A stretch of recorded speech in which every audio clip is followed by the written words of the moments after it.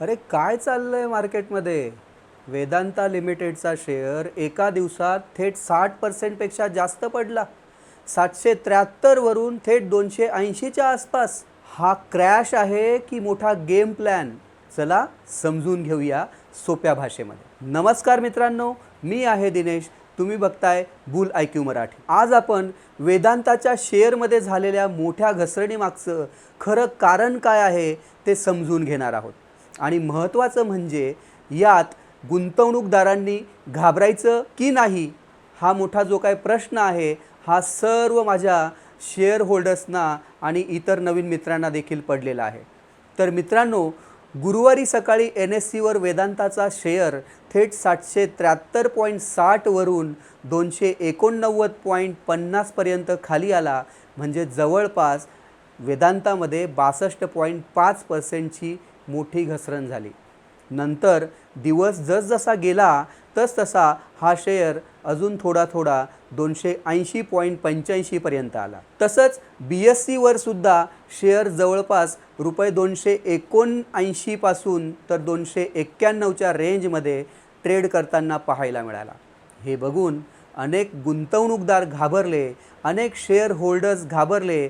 कंपनीत काही प्रॉब्लेम तर झाला नाही ना, असा प्रश्न सगळ्यांना पडला. पण खरी गोष्ट काय आहे, ही घसरण कंपनी खराब झाल्यामुळे नाही तर एक टेक्निकल ॲडजस्टमेंट आहे. होय, टेक्निकल ॲडजस्टमेंट म्हणजे डीमर्जर. वेदांता कंपनीने आपला बिझनेस वेगवेगळ्या भागांमध्ये विभागण्याचा निर्णय घेतलेला आहे.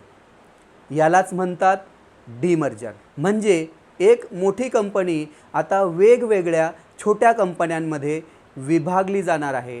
डीमर्जरनंतर वेदांता ग्रुप आता आपल्याला थेट 5 वेगळ्या कंपनींमध्ये दिसणार आहे. होय, पहिला जो काय कंपनी असणार आहे वेदांता ॲल्युमिनियम, ज्यामध्ये ॲल्युमिनियमचा बिझनेस कंपनी बघणार आहे.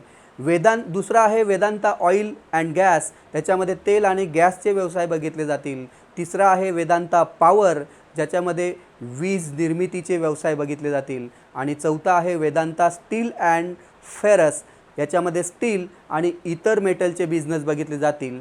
आणि पाचवा आहे वेदांता लिमिटेड, जी मूळ कंपनी आहे रेसिडेन्शियल बिझनेस, याच्यामध्ये बघितले जातील. तर शेअर होल्डर्स, आता सर्वात महत्त्वाचा पॉईंट, जर तुमच्याकडे वेदांताचा एक शेअर असेल तर तुम्हाला एकास एक रेशिओने 4 नवीन कंपन्यांचे शेअर्स मिळणार आहेत. मग आहे की नाही आनंदाची बातमी? खुश आहात की नाही? म्हणजेच तुमचं एकूण व्हॅल्यू गायब झालेलं नाही, फक्त वेगवेगळ्या भागांमध्ये ते विभागलं गेलेलं आहे. समजा तुमच्याकडे ₹1000चा एक पिझ्झा आहे आणि पिझ्झाचं नाव काढलं तर तोंडाला पाणी आलं आणि तुम्ही त्याचे 5 भाग केले, तर प्रत्येक भागाची जी काही किंमत ही तुम्हाला कमी दिसणार आहे, बरोबर? पण एकूण पिझ्झा अजूनही ₹1000चाच आहे.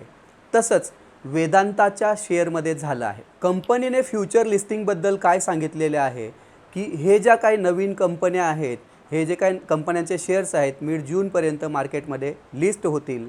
देशनी नायडू यांनी सांगितलं की डीमर्जर आता अंतिम टप्प्यामध्ये आलेला आहे आणि लवकरच एक्सचेंजला फायलिंगसुद्धा होणार आहे. CFOचं काय स्टेटमेंट आहे याच्याबद्दल, तर अजय गोयल यांच्या मते या डीमर्जरमुळे प्रत्येक बिझनेस स्वतंत्रपणे ग्रोथ करू शकेल आणि इन्व्हेस्टर्सना यामध्ये जास्त क्लॅरिटी मिळणार. इन्व्हेस्टर्स प्रॉस्पेक्टिव्हच्या दृष्टीने विशेषज्ञांचं म्हणणं काय आहे, तर काही विशेषज्ञ असं म्हणत आहे की अशा डीमर्जरमुळे कंपनीचं खरं व्हॅल्यू दिसायला लागतं. प्रत्येक बिझनेसवर कंपनीला फोकस करता येतो, म्हणजे फोकस वाढतो आणि लाँग टर्ममध्ये याचा फायदा दिसू लागतो. म्हणून मित्रांनो, सध्या फक्त शेअरची प्राईस बघून पॅनिक होऊ नका. 1 मे ही कंपनीची रेकॉर्ड डेट आहे. 29 एप्रिलपर्यंत ज्यांच्याकडे शेअर्स आहेत वेदांताचे, त्यांना हा फायदा मिळू शकणार आहे. मिड जूनपर्यंत नवीन कंपन्यांची लिस्टिंग अपेक्षित आहे. तर मित्रांनो, वेदांताचा शेअर 60% जरी पडला असला तरी ही खरं तर क्रॅश नसून एक रिस्ट्रक्चरिंग आहे बिल्डिंग.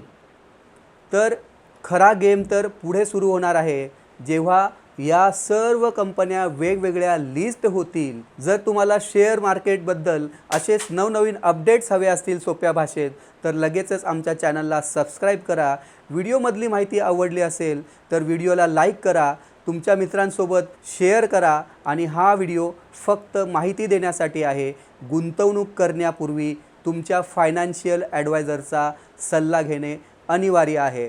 तर अशाच नवनवीन व्हिडिओंसाठी चॅनलला सबस्क्राईब करा. भेटूया नवीन विषयासह नवीन व्हिडिओमध्ये.